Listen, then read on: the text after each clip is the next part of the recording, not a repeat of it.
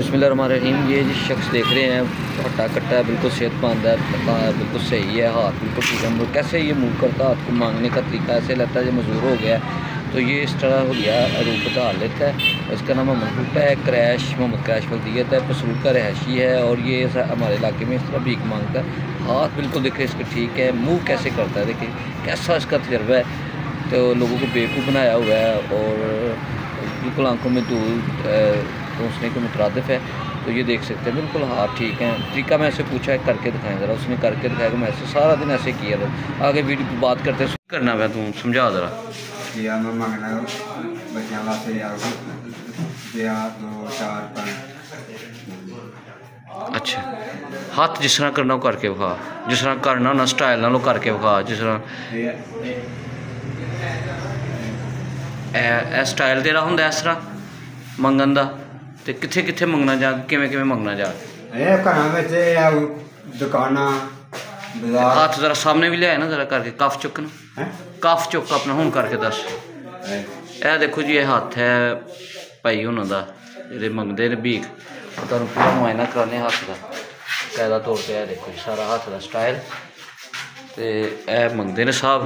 की नां तुहाडा? मंगोटा। कित्थों दे रहण वाले हो? मेरा फाटक छोंडा फाटक दे।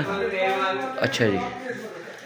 ते मोहम्मद भुट्टा तेरा नाम है? हाँ। वल्द की है? वल्द की है? क्रैश। क्रैश। ठीक ठीक हो गया। किन्ने पैसे मंगे ने हूँ तक दिखा जरा। पैसे विखा जरा, कट के विखा किन्ने किन्ने पैसे इस टाइम खोल के दस ना थोड़े जे। है जी किन्ने जिन्नी इन्हें आमदन अज की है, मेहनत की है, वो विखान लगा जी। खोल के दस जरा, खोल किस तरह के पैसे ने।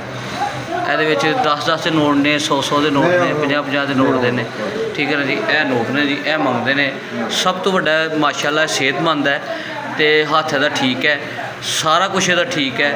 तो लेकिन एक बार ज़रा हत्थ जरा ना सही तरह एक बार दस तुम छड़िए, ज़रा गल छड़ दी तेरी। हत्थ फिर जिस तरह करना मरोड़ के दस, किस तरह मरोड़ना होंगे, जिस तरह हत्थ मरोड़ना दस, हत्थ मरोड़ के दस किस तरह मरोड़ना अब करके दस। किन्ने घंटे इनू रख लेना होंगे जी कर? सारी दिहाड़ी इंज रखना है। ठीक है। ए तो तू सही है ना, उंज कोई बीमारी तो कोई नहीं तेनू? हाथ तेरा ठीक है, ए आपे ही करना तू? लोकी की समझते हैं तेनू? नहीं मैं घर जाएगा पता धी जवान मेरी, धी जवान मेरी।